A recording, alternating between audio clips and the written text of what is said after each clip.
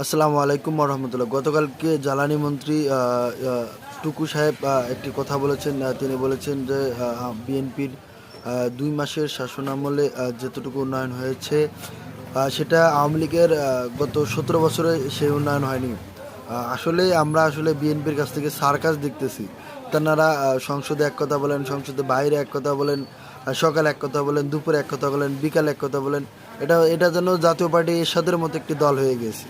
আমি যদি শুধুমাত্র বিএনপির গত ১ মাস অর্থাৎ এপ্রিল মাসের ফিরিস্তি যদি আপনাদের সামনে তুলে ধরি, তাহলে আপনারা জিনিসটা ক্লিয়ার হয়ে যাবে। না বিএনপির যে সরকার পরিচালনা কতটা অথর্ব, আইন শৃঙ্খলা বলেন, অর্থনীতি বলেন, সামগ্রিক অর্থে বিএনপি আসলে কতটা অথর্ব এবং ব্যর্থতার প্রমাণ দিয়েছে, সেটা গত এপ্রিল মাসের তাদের ফিরিস্তি দেখলে আপনারা বুঝতে পারবেন। আমি তাদের ফিরিস্তি তুলে ধরতেছি। নির্ভরযোগ্য পত্রিকায় প্রকাশিত গত ১ মাসে অর্থাৎ গত এপ্রিল মাসে বিএনপির সকল উপকর্ম ডকুমেন্টেড আপনাদের সামনে তুলে ধরতেছি।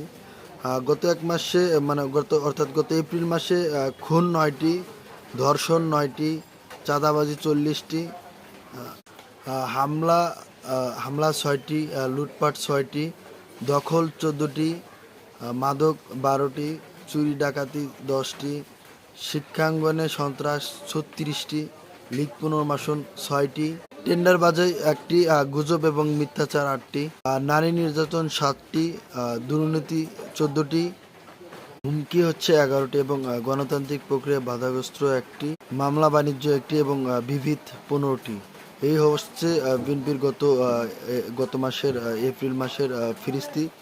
তারা আসলে পুরোপুরিভাবে ব্যর্থ এবং তারা প্রতিটি ক্যাম্পাসে উচ্ছৃঙ্খলতার প্রতি আমার আসলে আহ্বান থাকবে, আপনারা এই সমস্ত অপকর্ম থেকে বের হয়ে আসুন এবং আগামীর যে বাংলাদেশ বিনির্মাণ, সেই বাংলাদেশ বিনির্মাণে জুলাইয়ের আকাঙ্ক্ষাকে ধারণ করে এবং গণভোটের রায়ের যে বাস্তবায়ন, সেটা আপনারা করে জনগণের আশা আকাঙ্ক্ষা পূরণ করে দেশ পরিচালনা করুন।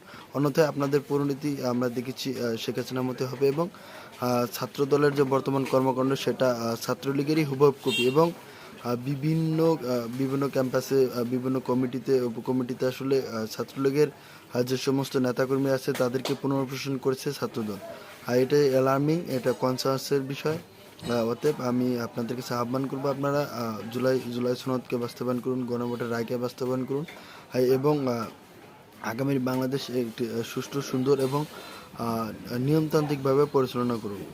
আসসালামু আলাইকুম রহমতুল্লাহ।